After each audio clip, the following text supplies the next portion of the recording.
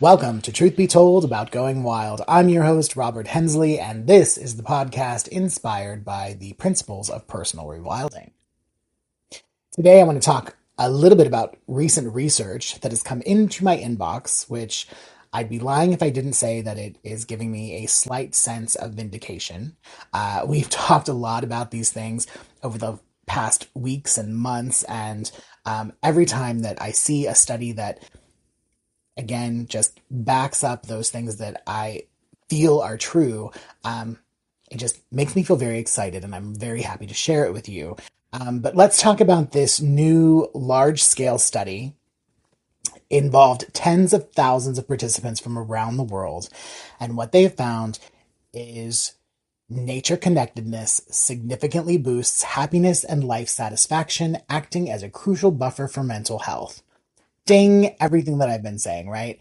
Uh, but let's get into this study because this is the important part, right? So this is a global study worldwide, 38,000 participants across 75 countries. And it found that a higher sense of nature connectedness strongly correlates with a sense of purpose, hope, and deep life satisfaction, regardless of gender or age, right? And then furthermore, we've talked about that idea that spending about 2 hours outside each week is great for our mental and physical health. That is now known as the 2 hour rule, right? It's not just one university study. Now it is multiple universities who've been looking into this. So research from the University of Exeter and Uppsala University say that spending 2 hours or more per week in nature leads to a 60% higher probability of being in good health. 60% higher probability. That is wonderful. That's so good to hear. And I really do believe that that is one of the best and easiest ways for all of us to really kind of shift our perspective on our health.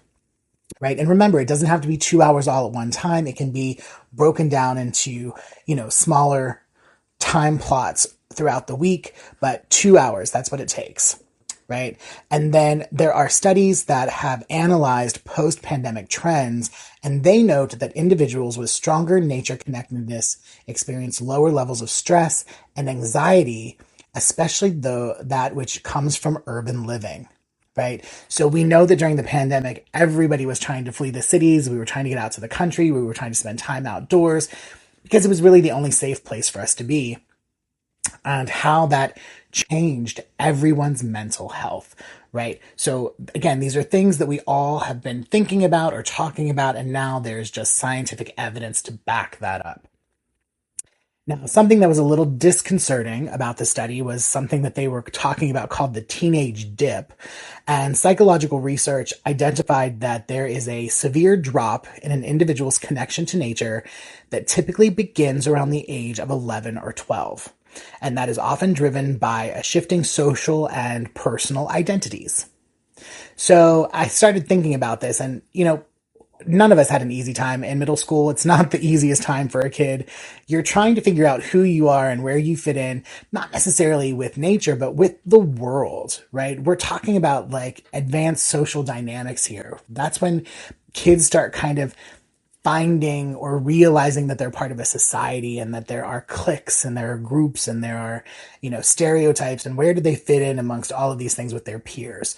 So of course there's going to be a little bit of a drop. They're not thinking about being outside at that point or how that relationship is going to improve or impact their health in the future. However, the great thing that did come from the research is that nature-based mindfulness and direct multisensory contact with the outdoors are the most effective ways to boost that connection for those children. And it outperforms any sort of virtual nature or indoor environmental education. So if we, as mentors, teachers, leaders, parents, grandparents, family members, can get those kids, right, at the ages of 11 and 12 outside, if we can get them to interact with nature in different ways, we can keep that teenage dip from occurring, or maybe from falling as severely, right? And I think that's really important. Now, another thing that was really interesting too in the research is something regarding the meaning in life, or MIL. And the studies indicate that the mental health benefits of nature connectedness are most profound in individuals with a strong sense of meaning in life.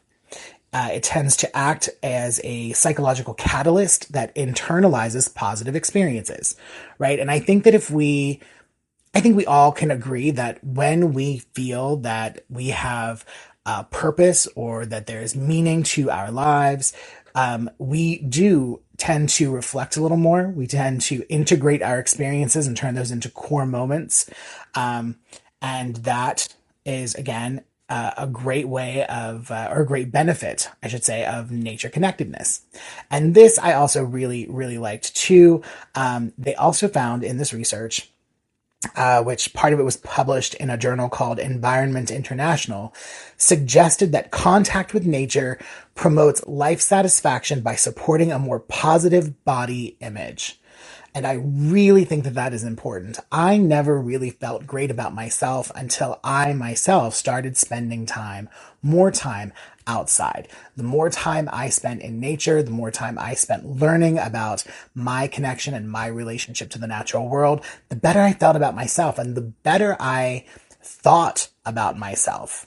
The mornings when I woke up and didn't like the person that I saw in the mirror became fewer and fewer. So I think that is really important.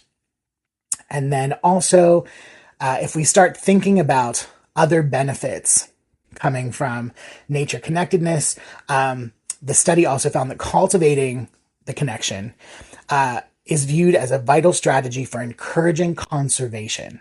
So the research demonstrated that people who feel connected to nature are more likely to protect it, and acting to protect nature in turn reinforced their own personal connection to the natural world. So it's kind of a bi-directional benefit where we really kind of start seeing or feeling that cyclical or systematic relationship, symbiotic relationship, but with nature, right? That one hand washes the other. And those are great things. I'm so excited to read the rest of this research, but I had to share it with you now. I'm going to post the link to this study in the episode description. So if you're feeling froggy and you want to read it for yourself, it will be there. But I want to thank you so much for listening. And remember, there are 2 opportunities each week for new content from the Truth Be Told family of podcasts on the Club Paranormal channel on YouTube. That is Tony Sweet on Fridays with the original Truth Be Told, and Mondays, Truth Be Told about going wild. And both of those shows go live at 3 p.m. Pacific, 6 Eastern in the respective days, or on their respective days. And if you'd like to know more about what I'm doing, please feel free to reach out. I'm available. You can reach me via the website at www.rhnaturereconnect.com. Again, that's www.rhnaturereconnect.com. And if you're feeling froggy, you can also look me up on Patreon. That is Personal Rewilding with Robert Hensley. And you can become a free subscriber there, or you could also join my paid membership, which is the Going Wild membership. And I post tons of free content, articles, exercises, activity ideas, and would love to have you become part of the group. So thanks so much again, and until next time.